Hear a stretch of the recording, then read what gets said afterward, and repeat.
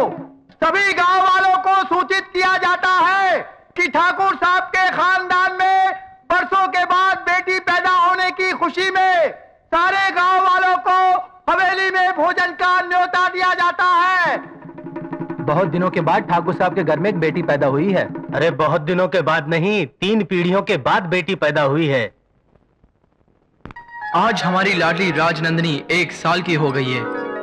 आपकी कमी को तो हम पूरा नहीं कर सकते, लेकिन हमें कसम है आप दोनों की कि इसके जिंदगी में हम कोई कमी नहीं होने देंगे। इसके पहले सालगिरह पर इसे आशीर्वाद और हमें शक्ति दीजिए।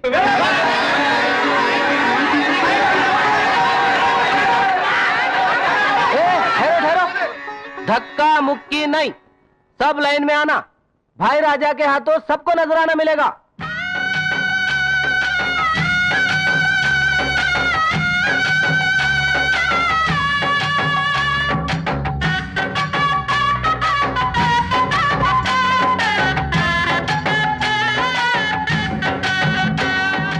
क्यों हरिया, बस? हाँ भाई राजा। और कोई नहीं बचा ना? नहीं भाई राजा। अब जा, वो रामा को बुला ला।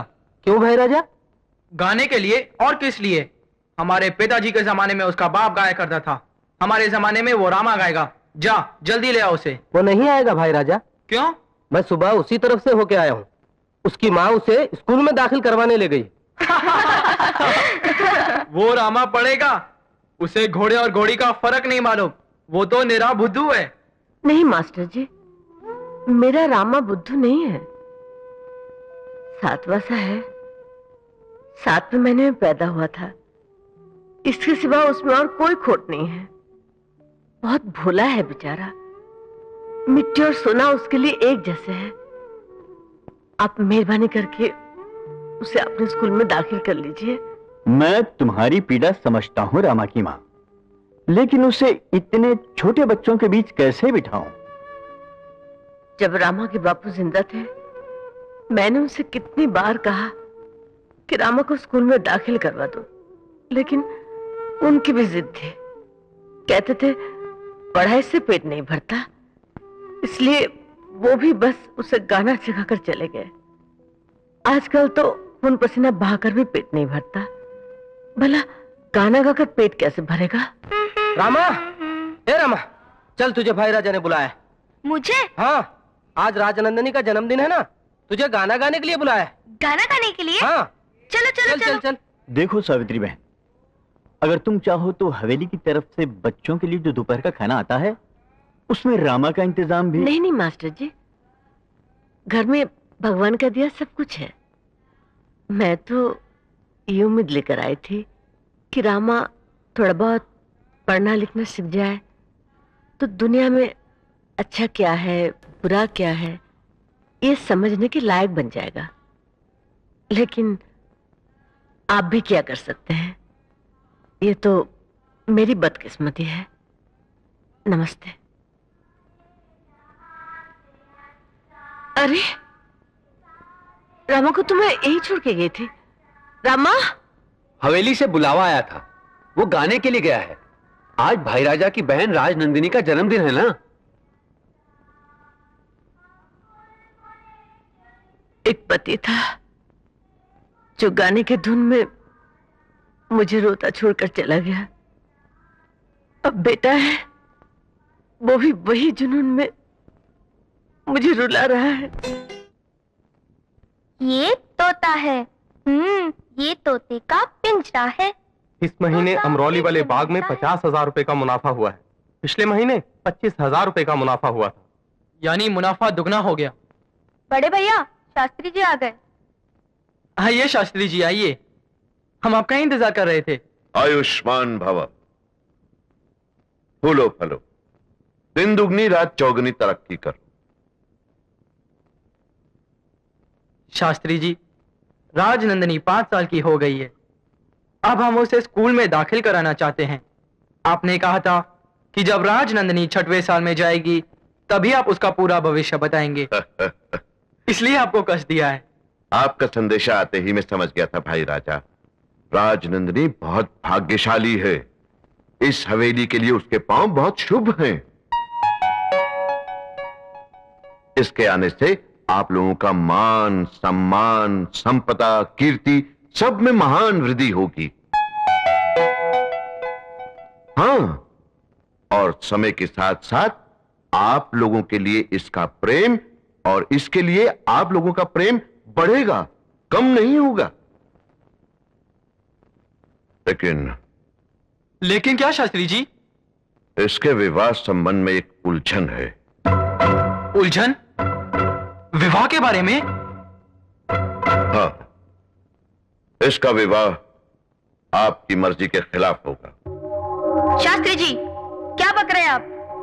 मैं बक नहीं रहा मजरे राजा, मैं वो कह रहा हूं जो होने वाला है। भैया, ये ज्योतिष वोतिष सब बकवास है, सब अंधविश्वास है। भाई राजा, ये मेरी ही भविष्यवाणी थी कि 3 पीढ़ियों के बाद इस खानदान में एक लड़की पैदा होगी। सो हुई। ये भी मेरी ही भविष्यवाणी थी। अपनी उम्र के 12वें वर्ष में तुम अपने माता पिता का श्राद्ध करोगे।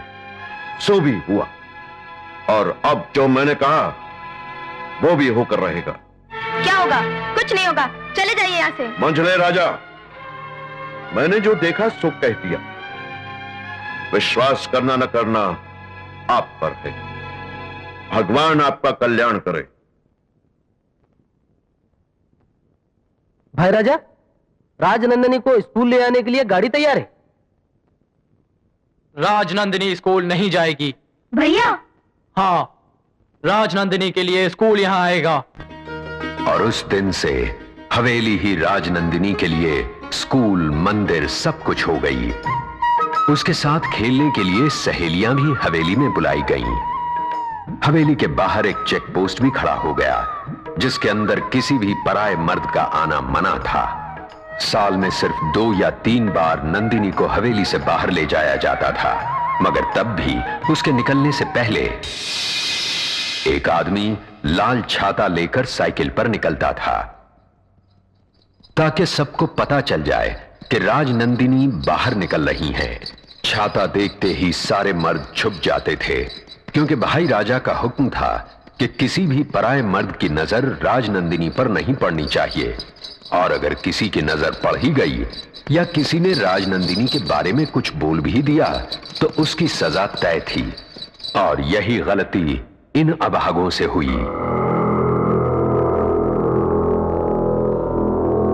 यह है राजनंदिनी का छोटा भाई छोटे राजा। ऐसी सजा दिलवाने में इसे महारत हासिल है। जल्दी जल्दी, अगर एक भी बचा बाल तो कर दूंगा तेरा चेहरा लाल। छोटे राजा, ऐसा कब तक चलेगा? जब तक राजनंदिनी की शादी नहीं हो जाती तब तक। ये है नंदिनी का मंझला भाई मंझले राजा और उसकी पत्नी सुधा, और ये है बड़े भाई भाई राजा।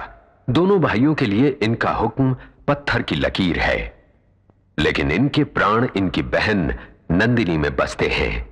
ये है नंदिनी की बड़ी भाभी मंजुला, जिसने नंदिनी को बचपन से ही मां की तरह पाला है। और ये है राजकुमारी का अंतःपुर। आज राजनंदिनी 16 साल की हो गई।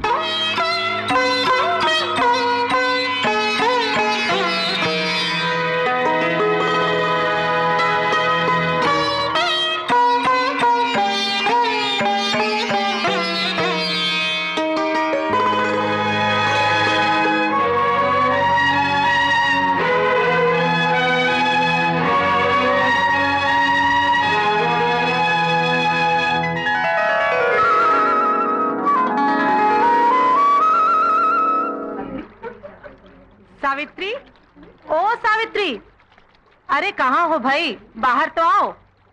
अरे क्या बात है, सब एक साथ? लोग ठीक कहते हैं सावित्री, तेरे को तो कुछ कभी पता ही नहीं चलता है कि इस गांव में कहाँ और क्या हो रहा है। अरे आज भाई राजा की बहन का 16वां जन्मदिन है, समझी? अच्छा, भाई राजा का हुक्म है, गांव में आज किसी के घर चूल्हा नहीं जलेगा, सभी का खाना वहीं पर है। चलो चलें। आप लोगों को तो पता ही है, मैं किसी शुभ अवसर पर नहीं जाती। तू बड़ी रहमी है सावित्री, विधवा औरतें किसी शुभ अवसर पर न जाएं, ये आजकल कौन मानता है? कोई तेरे जैसी नियम पालने वाली नहीं है। मेरे दुर्भाग्य की तुलना दूसरों से क्यों करते हो?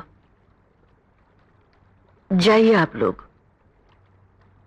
अच्छा चलो। हाँ, चलो तो।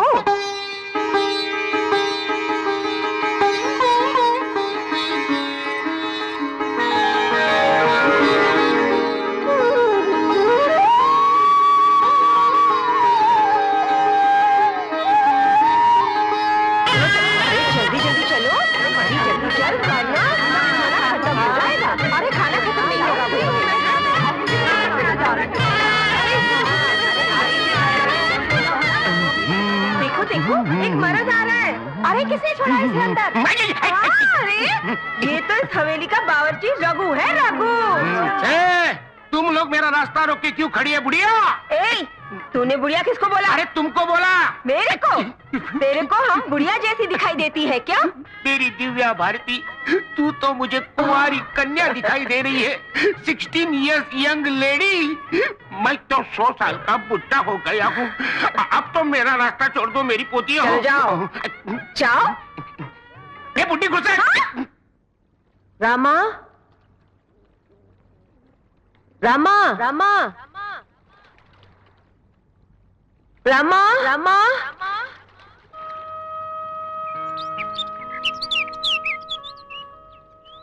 मुझे मालूम है वो जरूर हवेली गया होगा।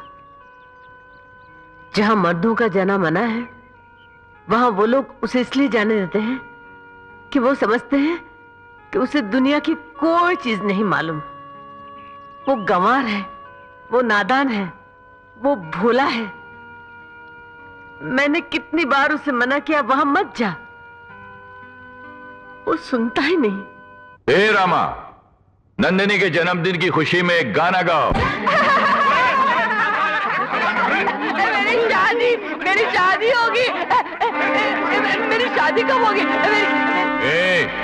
क्या हो रहा है उधर? भाई राजा मेरी शादी कब होगी? मेरी शादी करा दो ना। इसे खाना खिलाकर भेज दो। शादी शादी। तू इस बावर्ची के नौकरी से हजामी अच्छी है। ये औरतें हैं मुसीबतें। कोई पुलाव मांग रही है तो कोई चिकन मांग रही है, कोई हलवा मांग रही है तो कोई मटन मांग रही है।